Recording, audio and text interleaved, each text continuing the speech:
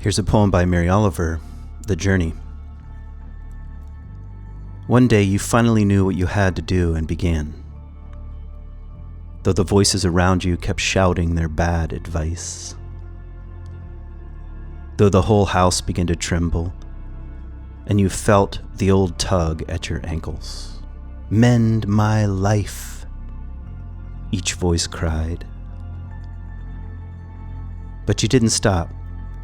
You knew what you had to do, though the wind pried with its stiff fingers at the very foundations, though their melancholy was terrible.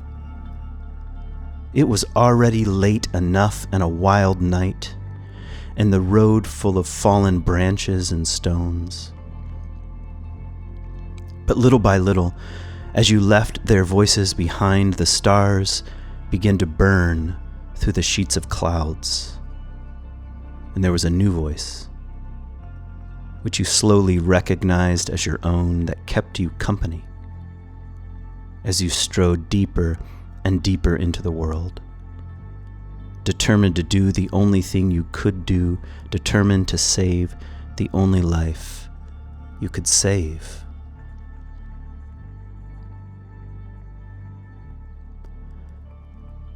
Welcome to my podcast, Hints and Guesses. Kent here.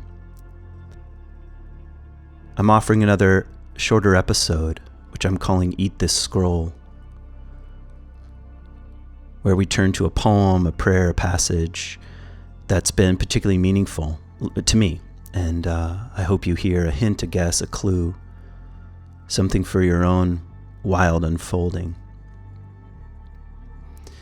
And, sometimes I have a feeling that the most important question is not what does a poem mean. Often, that's the question of the rational mind in a way, and sometimes it's important, but really I'm often asking, how does a poem work? And this is one of those poems that has been working on me and really, really turned my life inside out. And it came back into my mind recently in kind of a strange way. I had a dream just about a week and a half, 2 weeks ago, just before I left for Joshua Tree. I was guiding a program for Animus there. And I had the following dream. I'm preparing for a sermon. I'm at home, I believe, and I don't really want to prepare, and like that kind of feeling of procrastination is present, or kind of the feeling like I'll get to it when I get to it, and I realize I'm late.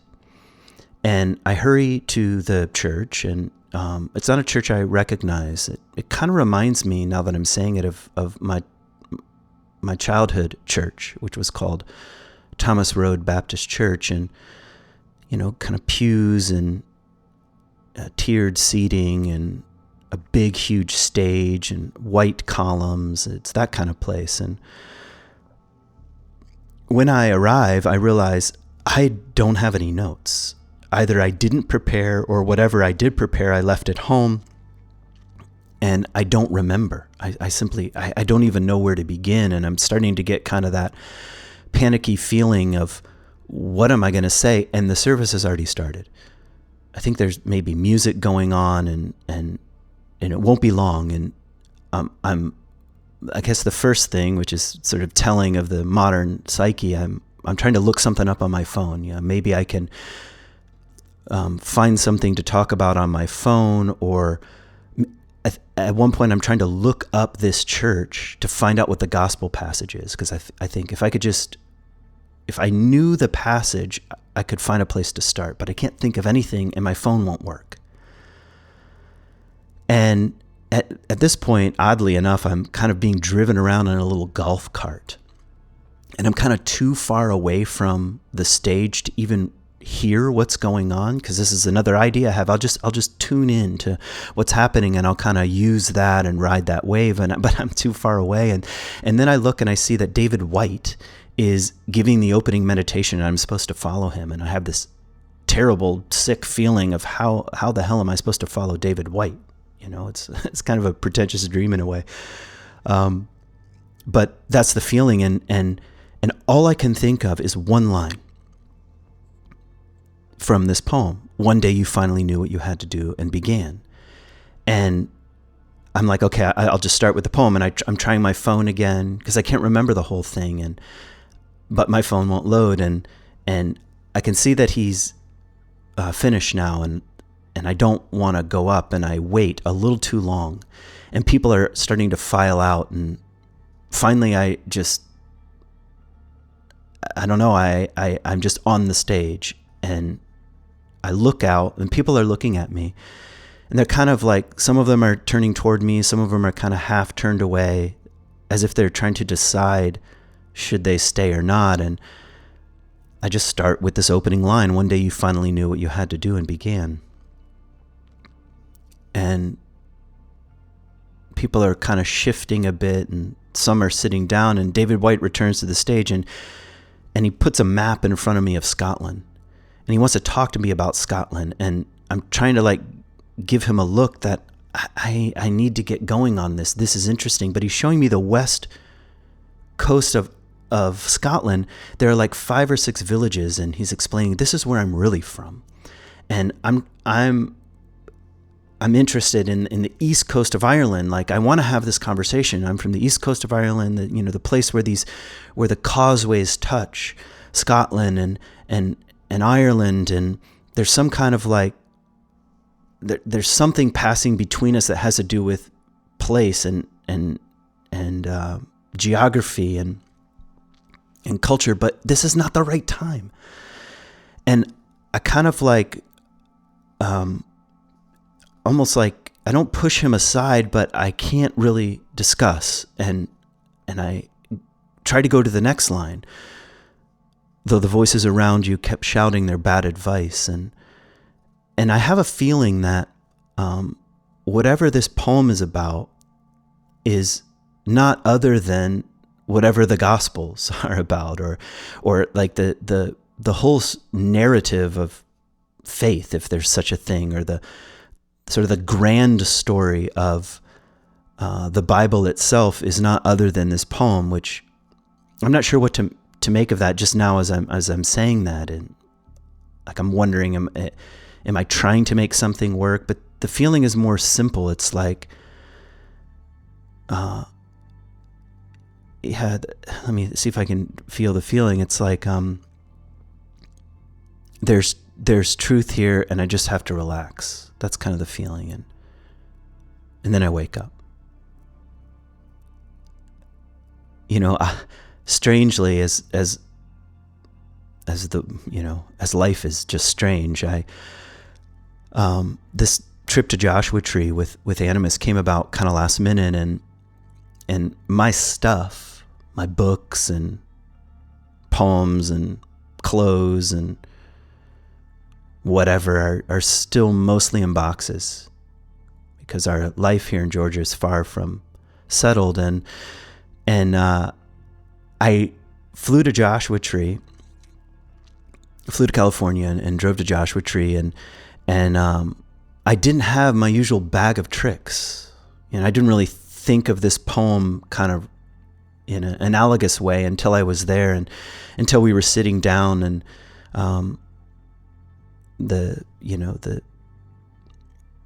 and beginning to open up the program, and just feeling my own kind of nakedness. And I didn't have my bag of tricks, meaning I have folders of poems and notes on Wild Mind stuff, and just from my years of guiding this kind of program. And I don't know, I just felt like, yep, this seems exactly right. And it's almost as if the dream was ahead of me in some way. And I did end up using this poem as just part of talking about what it is that we're up to, and the invitation.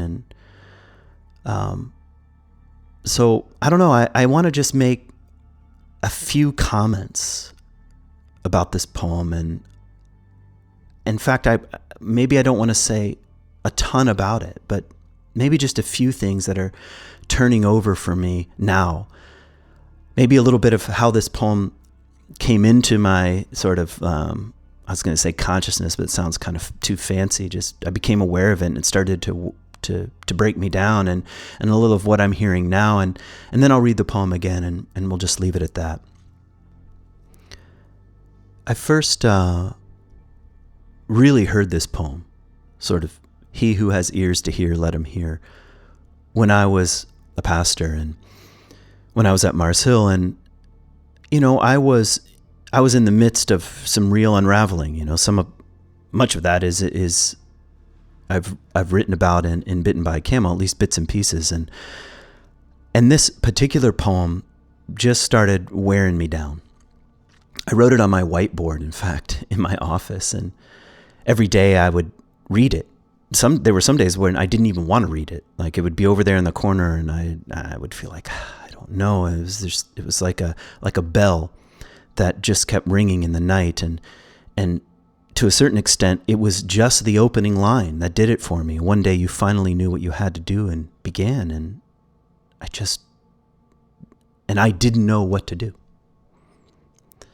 I didn't know what a beginning would look like. I had all the things that the first half of life promised, like a job and a family and an education and a quote name and a lever and a place to stand. The kind of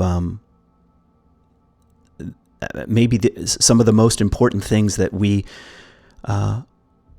live into in the first half, to use that image, that metaphor from Jung. And this creeping lostness, this sinking feeling that I hadn't really even started. And that's what I felt with this opening line. One day you finally knew what you had to do and began, and I didn't want to become a beginner again. Who wants to begin again? Even though I knew all the lines, unless you change, become like a child, you can't enter the kingdom of heaven. I knew about the Buddhists' beginner mind, that the wise person begins each day. And, I can quote stuff all day long, And in fact, it was like I was sailing a ship of quotations lost at sea. I had a quotation for everything, and I had a passage for everything. And like this dream is pointing out, who are you without this crutch, And I don't know, for me, there needed to be a certain amount of diminishment and courage. Courage meaning from the heart, just to take the small step, take the step close in, to use David Whyte's line, take the step you don't want to take, he says. And humility, like real humility. I think, in spiritual circles, humility often looks like deferring to someone else, but that's not the way I see it. Humility it really comes from humus, from the earth, and to be earthy and to just be real, and to say, I know what I'm doing to a certain extent, and I don't know what I'm doing, and I'm going to take this step. And the moment you do, the voices around you begin shouting. One day you finally knew what you had to do, and you began, though the voices around you kept shouting their bad advice. Though the whole house began to tremble, and you felt that old tug at your ankles, mend my life, each voice cried. This is that kind of inner and outer cacophony of voices that say, stay small, stay the same, don't change. If you do this, your life will be over. You'll end up living in a van down by the river. You won't be able to make a living. You won't be loved. You won't be accepted. For me, you'll look stupid. That's one of the kind of wounding arrows.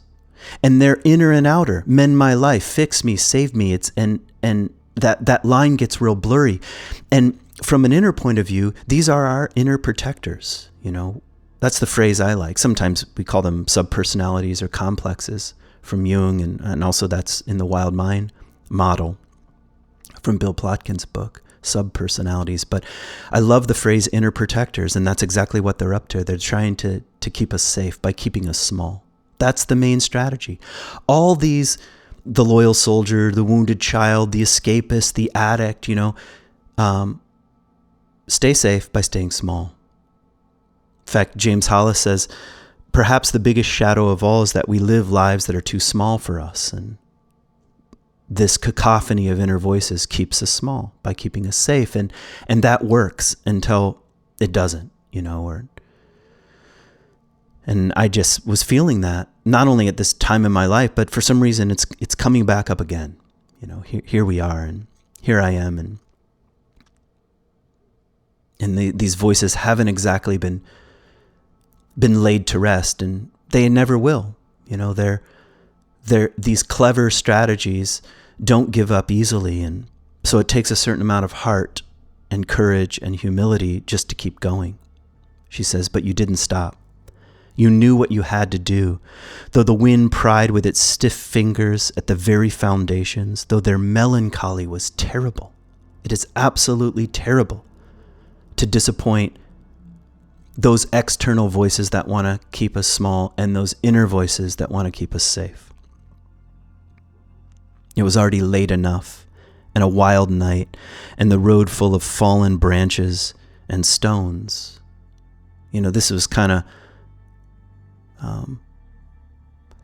I remember feeling, shouldn't have I? And I feel this now, I've done all this work. I've worked on my inner life, and why so late in life? Why couldn't I have started all this in my 20s? And I don't know the answer to that. I just didn't, and I couldn't, and I wasn't ready enough. And then she says, but little by little, as you left their voices behind, the stars began to burn through the sheets of clouds, and there was a new voice, which you slowly recognized as your own, that kept you company as you strode deeper and deeper into the world. And for me, at least, this is such a lovely and poetic expression for what we mean by soul, like our own unique way of being, the inner constellation that is us. And it doesn't come to us as a sudden and complete revelation. We don't bump into it all of a sudden and know it completely, or we don't say, I'm never going to give up on this inner voice, as if we know what that is, or we don't say, I'm choosing authenticity from this point on. No, it's slowly. Slowly the stars begin to burn through the sheets of clouds. And actually that single image is often what I use to describe the soul. It's kind of like a constellation in the night sky, and you come to recognize the way in which these parts are constellated.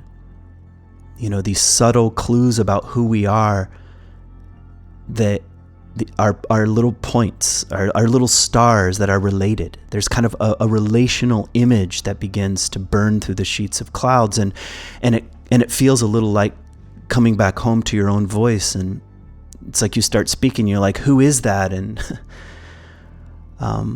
that's like the deepest sense of a word like vocation, which comes from vox. I think we all long to sing our song, to speak in our truest voice. And then she ends the poem by saying, determined to do the only thing you could do, determined to save the only life you could save, which is your own. One day you finally knew what you had to do, and you began. Though the voices around you kept shouting their bad advice, though the whole house began to tremble, and you felt the old tug at your ankles, mend my life, each voice cried. But you didn't stop. You knew what you had to do, though the wind pried with its stiff fingers at the very foundations, though their melancholy was terrible. It was already late enough and a wild night, and the road full of fallen branches and stones. But little by little, as you left their voices behind, the stars began to burn through the sheets of clouds, and there was a new voice, which you slowly recognized as your own, that kept you company as you strode deeper and deeper into the world, determined to do the only thing you could do, determined to save the only life you could save.